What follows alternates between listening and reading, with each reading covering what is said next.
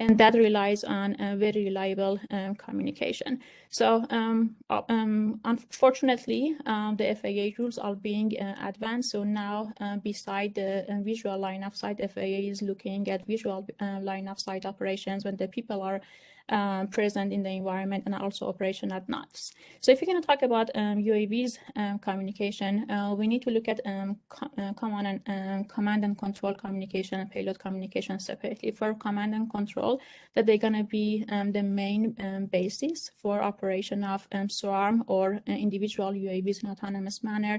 We need low transmission rate, but it has to be very reliable and low latency. It seems that a new spectrum and license dedicated spectrum is not going to be available, at least for commercial small UAVs. Maybe for larger UAVs, FCC is looking at enabling them to operate on some of the aviation bands, but for small UAVs, it's not going to happen. So the UAVs, they need to either follow this current and direct communication, which is not very reliable. It's going to happen on unlicensed spectrum. It's very vulnerable to interference and security attacks. Another option is going to be having UAVs to be connected to satellites. It involves large delay and energy consumption. So maybe that would be an option for HAPs as in backhaul communication. But for regular commercial UAVs communication, that doesn't seem to be very promising. Ad hoc communication, it's a good solution when we are talking about disaster scenarios or maybe military application, but routing is going to be very complicated, and the infrastructure is probably not there, so the security is going to be a real concern to consider. Cellular communication, that seems to be a reliable option. Obviously, cellular networks, they haven't been designed to service the UAVs. The antennas are tilted toward the ground, so connectivity is not guaranteed, and UAVs, they're going to cause a lot of interference to other users, so there's a lot to be studied there. So this slide shows that common Wi-Fi communication is not going to be a reliable solution for UAV communication, not in urban area because of the high interference that we're going to have from users, not even in rural areas because the communication range for Wi-Fi is going to be limited. So how about cellular communication? Beside the fact that antennas are down tilted, we're going to have problems to address in terms of the rules for handover. They need to be updated. And also we need to have strong mechanisms for interference management, that the interference that is going to be caused to other base station antennas that are located in large distances and also on the ground users. But one promising behavior of cellular communication for UAV is going to be having SIM card identification and having be able to identify the UAVs. There are not many works being done in terms of experimental evaluation of how LTE and 5G is going to be operating for UAVs. Some work by TGGP, Qualcomm and Ericsson, and they're looking at this problem, but most of the current evaluation are being simulation-based. But the current studies shows that beside the fact that SINR is going to be stronger than regular UE networks, they seem to be cellular communication, even like current LTE, they seem to be a valid option for UAV communication, at least for command and control. And handover properties are not very bad. So this is one of the studies that we have done in our group in a very, very remote area in northern Arizona, when based on the drive test, there is no communication for regular UE users, but it seems that still the UAV users, they can be operating on common LTE communication. The connectivity at least is going to be there. So what are the possible modifications that or suggestion that should be considered in LTE networks to be servicing the UAVs?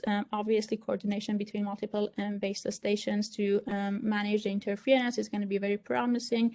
It's going to increase the complexity of the network, needs clustering mechanisms to determine how many base stations they need to be operating together, and they need to have management and scheduling to service the UAVs. Beamforming is going to be obviously very promising, specifically for 5G networks, massive MIMO, and beamforming is going to be a very promising solution to service the UAVs because the interference is going to be handled very nicely. There are a lot of problems, so at least being considered. We need to have more accurate channel modeling. The knowledge of CSI needs to be addressed. Pilot contamination is going to be a problem to address. Millimeter wave is going to give us higher capacity, obviously, for UAV communication. So a line of sight connectivity is going to be a challenge. So maybe millimeter wave is not going to be the best option for UAV to ground sustained communication, but obviously for communication to backhaul or UAV to UAV communication, that would be a promising solution. So there are many research directions for UAV communication, looking at, as I said, backhaul connectivity. If satellite could be an option, what satellite orbits should we be talking about, LEO or GEO? Each of them have some preferences. RIS, both being implemented on urban area to increase the connectivity of UAVs, and also being implemented on the UAVs when the UAVs are assisting the cellular users for connectivity. There are good research direction, but one of the directions that our research group is focusing on in utilizing the capability of AIs and onboard computing at the UAVs, and trying to design not only communication interference aware mechanisms for optimizing the communication, but also looking at the task management. So I think the community from different aspects, from the control committee and communication committee, they have been looking at the behavior of the UAV networks from their own perspective. Maybe some of the efforts that are being done is that if the communication is not reliable, how we can evaluate the resiliency of the network. But there are not many efforts to have an integrated solution for how we should do task management, path planning, and communication all at the same time. So we shouldn't design one of these aspects and then look at the behavior of the network and evaluate how the network is behaving. We should take it at the beginning and design the mechanisms that considering all these aspects together. So in our group, we are looking at this problem from different aspects. One is like, if the UAVs are going to operate on cellular networks, let's say for command and control communication, how we can design the path of the UAV to maintain the connectivity to base stations, to make sure that we're going to have the minimum interference to other base stations and also to the UEs. How we can design this mechanism in a way that the UAV is going to follow the shortest path and is going to be like power efficient for the UAV, because obviously power in terms of the path planning is going to be more important in terms of like only power for communication. And also how we can make sure that the UAV is going to complete the task that it was supposed to do. So here could be like some waypoint path that the UAV needs to take to maybe like deliver a package or something. So we are looking at RL solutions beside the command queue learning and deep reinforcement learning solutions. We are trying to rethink this problem if we are considering all these multi-objective functions to be optimized, that they have different nature in terms of communication, path planning, task management. Maybe we shouldn't try to define the reward, because the reward is not going to fully capture everything that we want, and it's going to be hard to actually formulate this reward. And not always this reward is available, because a lot of information like CSI that we need to have, it's not going to be available. So we are looking at inverse reinforcement learning solutions. We are trying to actually learn the reward from the demonstration and see how we can define the reward that can capture all these factors together. And also, we are looking at operation of UAVs not as the users for cellular networks, if they're assisting the cellular networks. So because we are, the time is running really fast, I'm going to go over them faster. If we have UAVs that they are operating over unlicensed band, and there's a potential for interference between these UAVs, how we can make sure that we are placing these UAVs on the optimal location, that they are covering the maximum number of or all of the UEs that we have, making sure that interference between these UAVs is going to be minimized, and also assuring that the power being utilized at the overall UAV network is minimized. There are different aspects to look at this problem. Do we know the distribution of UEs on the ground? Do we know their exact location? How fast the topology of the network is being changed? Obviously, these methods are looking at one snapshot of the network. So when the network is being updated, the location of these UAVs needs to be optimized. So this is not going to be a very optimal solution for when the networks are very dynamic. So we are trying to look at this problem from a more practical point of view. So instead of trying to look at like the history of how the users are located over the network, we are trying to look at the environment topology in terms of the location of the buildings and the FAA rules and like convenience for like the operation, the locations that the UAVs can operate. Fine-tune the 2D location, then the 3D location based on the power optimization, and then look at the UE's perspective and preference in terms of if they should try to connect to terrestrial base station or UAV base station, obviously based on the fact that if line of sight is available or not, in terms of like how smooth the handover is going to be, what is the quality of service that the user can get from each of them. So we are looking at like a matching game theoretic approach from both the network side and the user side. We are also using these UAVs for servicing the UEs during the disasters. Again, we are looking at the problem from both past planning, task management, and communication. So the role of the UAV is first of all to locate the UEs that they need to be serviced and managing the path toward these UEs in a way that it's going to minimize the power consumption at the UAV, and at the same time making sure that it's going to service more UEs. We are looking at Q-learning solutions, and we are also looking at imitation learning solution and reinforcement learning solutions to try to understand what would be the best reward setting for these problems. We are also looking at the operation of UAVs in an ad hoc manner. So the traditional ad hoc networks that are being designed based on like routing mechanisms and mobility patterns for mostly managed. But for UAV, that would be a different story. There are some pre-information about the path that the UAVs are going to take based on the task that these UAVs are operating, based on the fact that what type of UAVs we are dealing with. Obviously, quadcopters, they're going to have different fly patterns compared to fixed wings. So we are trying to take this information into account and make sure that we are designing new learning-based and routing mechanisms that are optimized in the sense that not only they are taking shortest paths, but they are considering the paths that they having longer lifetimes. We are considering like the load of the nodes for designing these routing mechanisms. When we are talking about ad hoc networks, I think our first concern when we are talking about ad hoc UAV networks shouldn't be the communication, it should be the security. If we don't have a reliable infrastructure in place, how we can rely that this swarm of ad hoc network is going to operate well when most of the cryptographic methods, they are relying on like certificate authority and some sort of like digital signature. So we are designing new security mechanisms for this infrastructure-less ad hoc UAV networks to make sure that they're going to have reliable operation, especially if we are thinking about battlefield situation or disaster management.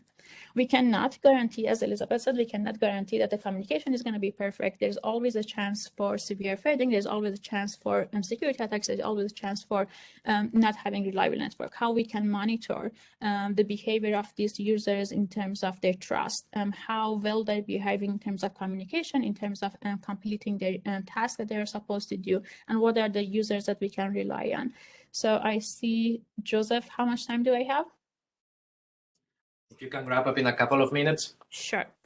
Another problem that we are looking at is UAV communication. So if we don't want to have the UAVs to operate on unlicensed band, which is not very reliable in terms of interference and security, how about we think about operation of UAV to UAV communication in coexistence with cellular networks? So obviously, when we are talking about UAV communication, we are not that concerned about interference that is going to be caused to UEs or base stations, because it's going to be like high altitude and direct communication. So coexistence is going to be more possible. We are implementing overlay and also underlay mechanisms that we can have like win-win situations for spectrum sharing between UAVs and terrestrial users in the exchange for some services that UAVs are providing for the UEs. Because the theme of these session was mostly about net test beds, and I just wanted to briefly mention that as a part of a CCRI funded project, our team is looking at the operation of UAVs during the disaster management, especially fire monitoring. So if we are trying to motivate the community to design these data-driven and AI-based mechanisms, the first thing first, we need to have data sets, and these data sets are not easily available to the community. So we are taking some steps in terms of releasing data sets related to operation of UAVs in fire monitoring and fire management services. Now some of these data sets are being have been already made publicly available. Some they're coming up in the next few months. And we are establishing a testbed at Clemson and Northern Arizona for the community if they're interested to look at the UAV, robotic, IoT interaction, and onboard decision making during disaster management. So I know I'm running out of time, Joseph. I don't want to take Sastri's time. Please let me know if there are any questions. Thank you very much, Fatemeh. I mean, very, very interesting presentation, and I'm glad that I didn't ask the physical layer question to Elizabeth because you covered it already here. So that's right. One question, I mean, please, if anyone has a question right now, it's time to write it in the Q&A. If not, one question that comes to mind is like, in many of these applications, I understand that what you're streaming is video type of communications, and that's a lot of data. So do you have, I mean, that's why you moved to millimeter wave. Do you have enough? If I imagine this network of drones all collecting, I don't know, eventually 4K video. Is the physical layer offering enough? Do you think you need more? And I think that knowing my background, you know where I'm trying to go. But what are your thoughts? So we haven't done an experiment on millimeter wave.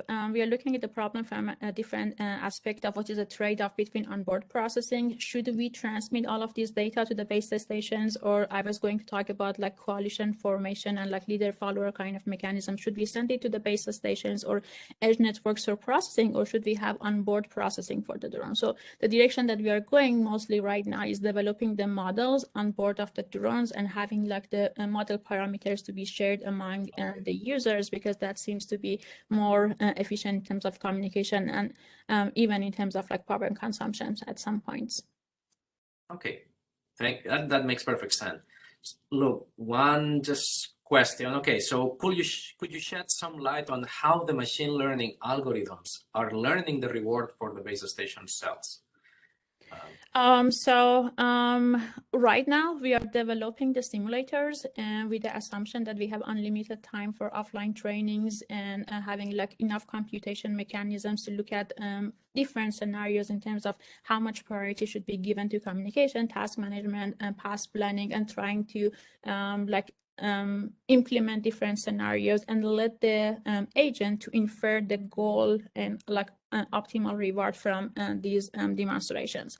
So we are obviously our simulators are not perfect. We are designing them as they go. So we are looking to see how they're going to operate in terms of in comparison with other mechanisms. Convergence is going to be an issue in Q-learning, for example. We are trying to see if we have enough training during offline mechanism, do they work better for actual mechanisms or not? If we have unseen situation that they're going to be a problem for Q-learning or imitation learning, is this IRL mechanism, are they going to be better in terms of like unseen states or not? So we are evaluating that.